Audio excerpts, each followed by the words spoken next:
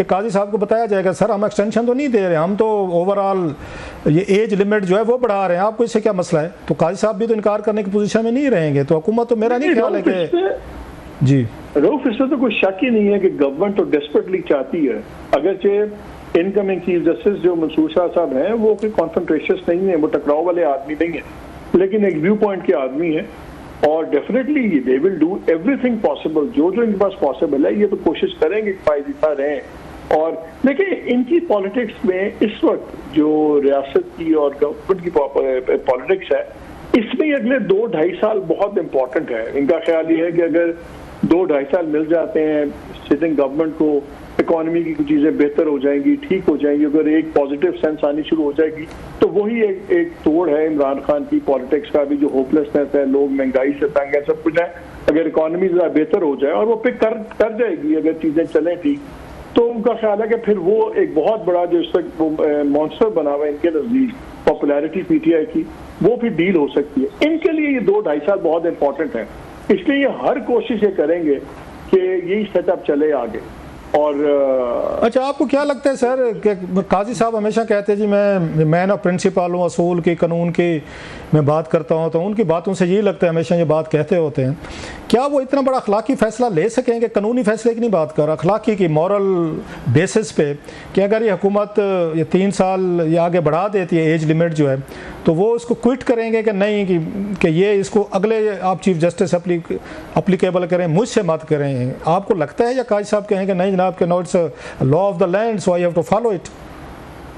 मेरे ख्याल it is unfair कि हम ये एक्सपेक्ट करें अगर एक चीफ जस्टिस हैं और उनको 3 साल मिलते हैं, एज लिमिट एक्सटेंड हो जाती है, तो मेरा ख्याल है शायद हम भी ज़्यादा ही एक्सपेक्ट कर रहे हैं कि वो क्यों छोड़ें, फ्रैंकली क्यों छोड़ें, टू बी वेरी ऑनेस्ट। बात तो यह है कि क्या फैसले वो ठीक कर रहे हैं, क्या कॉन्डक्ट ठीक है? अगर कॉन्डक्ट ठीक और अपने ज़मीर के मुताबिक कर रहे हैं तो उसमें मुझे कॉन्ट्रडिक्शन नजर नहीं आता, टू बी वेरी ऑनेस्ट। नहीं मालिक, आपने ज़मीर का लफ्ज़ यूज़ किया, बड़ी है कि ये पॉपुलर सेइंग तो है पर लोग बड़ा पसंद करते हैं, जजेस जब कहते हैं कि हम अपने ज़मीर को जवाब दें, ज़मीर पे फैसले करेंगे, लेकिन आप जैसे दोस्त ये भी तो कहते हैं कि फैसले ज़मीर पे नहीं किए जाते, कानून और आइन पे किए जाते। ज़मीर तो हर बंदे का डिफरेंट है, आपका मेरा, मतलब एवरीबॉडी हैज़ ए उसका डिफरेंट ज़मीर, तो ज़मीर का मतलब तो फिर कानून आइन ना हुआ सर। कानून, अगर आप कानून के मुताबिक फैसला करेंगे तो वो ज़मीर के मुताबिक ही ना, आप बाउंड हैं कि कानून के मुताबिक फैसले करें रिगार्डलेस उसका बेनिफिशियरी कौन है। तो कानून और ज़मीर आपस में कॉन्ट्राडिक्ट तो नहीं करते, बिल्कुल आप ठीक है, आप अगर कानून के मुताबिक कर रहे हैं तो इसका मतलब है आप ज़मीर के मुताबिक कर रहे हैं। अच्छा आज हमने देखा बड़ी तादाद में लोग बाहर निकले हैं, थोड़ा सा मतलब अनरेस्ट हमें नज़र आया, 4-5 बड़े बड़े यहाँ पे मुजाहरे नज़र आए हैं बड़ी तादाद में। हमने देखा है कि आपने भी देखा होगा सबसे पहले ताजरों ने बड़ा शटर डाउन किया, जो बड़ी हद तक बताया गया कामयाब हड़ताल शायद पाकिस्तानी तारीख में रिसेंट हिस्ट्री में की गई है कि वो टैक्स नहीं देना चाहते, हुकूमत उन पर टैक्स लगा रही है, नंबर 1। फिर हमने देखा PWD के मुलाजमीन थे उसको बंद किया जा रहा है, वो बाहर निकले, उन्होंने ब्लॉक किया है। और सबसे बड़ा धरना हमने देखा है यहाँ पर utility store corporation of Pakistan जो है उसके 10,000 मुलाजमीन है, वो इस्लामाबाद हैं, उन्होंने यहाँ पे पूरा इस्लामाबाद को चौक किया हुआ है, डी चौक वगैरह। तो आज तो लगता है हड़ताल और धरनों को था, बल्कि मैं तो उसको ये पढ़ रहा था कि इवन इस्लामाबाद का फेडरल कॉलेज बोर्ड जो है उसके खिलाफ स्टूडेंट बाहर निकले हैं जनाब कि हमें फेल क्यों किया है। आज तो 4-5 बड़े बड़े जलसे जुलूस और एहतजाज हुए हैं सर। तो यहाँ पे तो चीज़ें नहीं संभल रही, इधर से ये चीज़ें मसले हम बता रहे हैं कि हुकूमतें अपने कॉन्स्टिट्यूशनल लीगल इशूज़ में पड़ी हुई हैं, चीफ जस्टिस के हैं, हुकूमत के हैं, बिल्स हैं, लोग सड़कों पर आए हुए हैं सर, एक डिससेटिस्फेक्शन का लेवल जो है वो बढ़ता जा रहा है। तो ये कैसे देखते हैं सर, मतलब अनार्की खुदा ना खास इनको स्टांस लेना पड़ेगा, इनको स्टांस लेना पड़ेगा। बाद आपने 25 करोड़ का सोचना है कि 12,000 का सोचना है? पहले आप PIA के 12,000 मुलाजिम को लेके बैठे हुए थे, 100 अरब से ज्यादा आपको नुकसान आपने ठोक दिया। आप यूटिलिटी स्टोर की बात करते हैं जी, 12,000 मुलाजमीन है, जो अरबों रुपए का नुकसान हर साल हो रहा है, वो कौन, आप और मैं अपनी जेबों से देते हैं, टैक्स पेयर देता है। ये दुकानदार सारे सड़कों में निकले हुए हैं, GDP का 18% है, इनकम टैक्स में 2% से भी कम है, ये टैक्स देते नहीं है। मतलब ये लुट मची हुई है, हर कोई बदमाशी करता है। यही तो पता लग जाएगा आप गवर्नमेंट के कितने हैं ये। मालिक साहब मौजूद हैं जी? यार मालिक साहब को दोबारा करें, अभी उनसे हमने ये कमेटी मीटिंग का पूछना है जो आज इनका वहाँ पे एक मैच पड़ा है, वहाँ पे इंफॉर्मेशन कमेटी की बात करेंगे। PTI के जलसे इनका क्या? हाँ PTI के जलसे हैं अभी वो भी रहते हैं। मालिक साहब को जरा दोबारा ढूंढे सर, उसके पे सारा।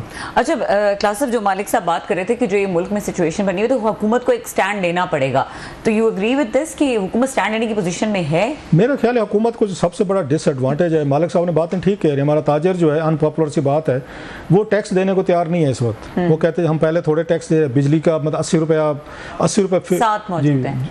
जी मालिक साहब सारी लाइन काट गए थे सर। देखिए बात ये है कि ये जो बातें होती हैं जी, हम ये दे रहे हैं वो दे रहे हैं, आप पे नहीं दे रहे। सैलरी क्लास ने इनसे 250 अरब ज्यादा टैक्स दिया है तनख्वाहदार तबके ने, और जो रिटेलर्स हैं और एक्सपोर्टर्स हैं इन्होंने 200 बिलियन से ज्यादा उनसे कम टैक्स दिया। आप एक दुकान उठा लें लिबर्टी मार्केट लाहौर की या ब्लू एरिया में, आग लग जाए तो बताते हैं जी करोड़ों का सामान पड़ा हुआ था। टैक्स देते नहीं है, एक मजाक बन गया इस मुल्क में, और उसका बहुत सारा तनख्वाहदार तबका ले रहा है। जो 1 लाख रुपया बच्चा कमा रहा है तनख्वाह, वो उस पर 100% उस पर टैक्स इंक्रीज हो गया। ये जो करोड़ों अरबों रुपए की दुकानदारी होती है, होटल्स बड़े बड़े चल रहे हैं, ये सारे चल रहे हैं, ये टैक्स नहीं देते, ये बदमाशी है। ये तो अब फैसला गवर्नमेंट को करना होगा। ये मालिक साहब आप बिल्कुल ठीक कह रहे हैं। हम आप और हमारे जैसे लोग हैं जितने भी हम यहाँ पे मौजूद हैं, सारे हम सैलरीड क्लास हैं, सारा बोझ हम पे है। हर दफा मतलब हमारे ऊपर कोई ना कोई ये कुलाड़ा चढ़ाया जाता है, लेकिन ब्लॉक नहीं करते हम, लेकिन हमें से डाल दी उसका मतलब है तनख्वाहदार बंदे को आप छुरी फेरते रहे।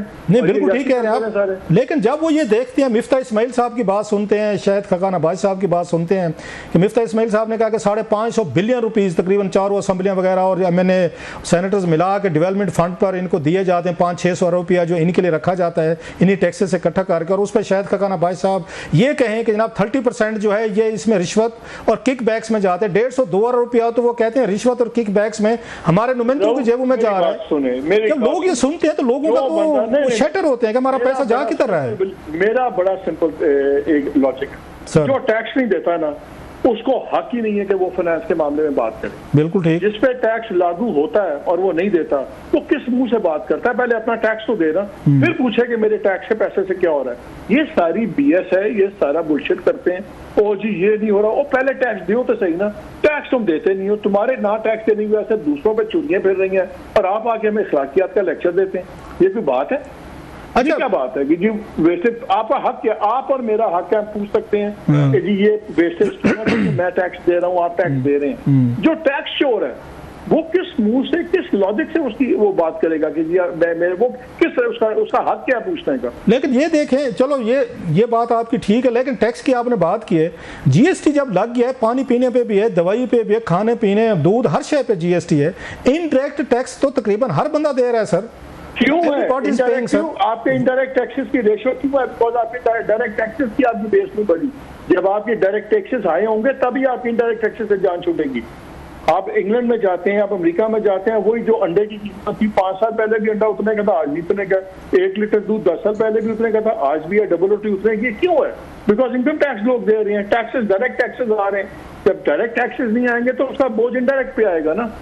ये जो दुकानदार और ये लोग पैसे नहीं दे रहे, इसका बोझ लोग समझते हैं शायद ये नहीं दे रहे, तो खैर पता नहीं कौन दे रहा है। और भाई आप ही दे रहे हैं इंडायरेक्ट पे फॉर्म में। ये जो टैक्स नहीं देते, ये इंडायरेक्ट टैक्सेस हम इनके टैक्स दे रहे हैं। हम क्यों दें भाई? आम आदमी क्यों दे? Very true sir. अच्छा इस पे हम बात करते रहेंगे, जरा थोड़ा जलसे पे आ जाए सर। इमरान खान साहब का जलसा जिस तरह उन्होंने कैंसिल किया, अब वो कह रहे हैं कि हमने लाहौर में करना है 8 सितंबर का। आपको लग रहा है जलसा होते हुए या एक और बहुत बड़ा टकराव होने वाला है कि वो खान साहब ने कहा कि आपकी दफ़ा मैं भी मना करूं तो आप लोगों ने मना नहीं होना? इसका मतलब है आपकी दफ़ा तो ज़रा।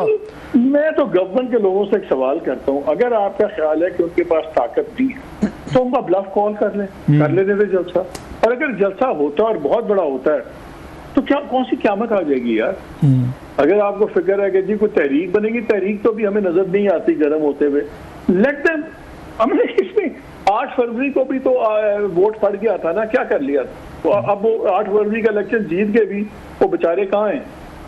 तो जलसा, मुझे नहीं पता कि जलसा क्यों इतना बड़ा एक इशू बन गया हुआ है। I'll be very honest with you, मेरी समझ से बाहर है। नहीं, इमरान खान साहब को लगता है कि बहुत बड़ा जलसा होगा तो पूरी दुनिया को भी पता चलेगा, हुकूमतों पे दबाव आएगा, एस्टेब्लिशमेंट पे भी आएगा और मेरे साथ बातचीत करेंगे, मेरी रिहाई का कोई ना कोई रास्ता निकलेगा। इसलिए वो उस पर स्ट्रेस करते हैं कि बहुत बड़ी तादाद में जब लोग देखेंगे इसको जलसे को TV पे, फुटेज पे, ट्विटर, सोशल मीडिया पे, तो उनके लिए ज़रा थोड़ी आसानियाँ पैदा होगी। लोगों को लगेगा एक पॉपुलर लीडर जो है वो जेल में है और वो हुकूमत जो इलेक्शन हारी हुई थी वो इन पे ये रूल करे, लिहाजा मेरा ख्याल है उनके लिए डू और डाई वाला मसला है ये जो जलसा है। इस वक्त किसी को शक है कि वो पॉपुलर हैं?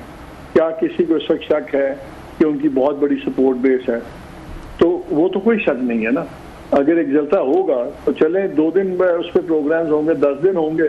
तो अगर आप मेरे से मेरी जाती राय पूछें तो मुझे गवर्नमेंट का पैनिक जेन्युइनली नहीं समझ आता। I will be very honest. अच्छा सर, आप थोड़ा सा इस पे आते हैं। आज कमेटी मीटिंग थी सर इंफॉर्मेशन मिनिस्ट्री की, और आप भी वहाँ पर मौजूद थे। जो पंजाब में डेफेमेशन का मरियम नवाज साहिबा वो लाई हैं, जिस पर बहुत सारे एतराज़ात हो रहे हैं, अदालतों में चैलेंज किया जा रहा है। आज सुने आपका भी मैच पड़ा है वहाँ पे परवेज़ रशीद साहब से, आपके पुराने बॉस भी रहे हैं, दोस्त भी हैं, आपको बड़ा पुराना ताल्लुक है सर। क्या हुआ वहाँ पे सर, को ज़रा बताएंगे? देखिए, वो गवर्नमेंट के परवेज़ रशीद साहब थे, तलाल चौधरी थे, उन्होंने एक टेक्निकल पॉइंट लास्ट टाइम भी मीटिंग में उठाया था, आज भी वही उठाया।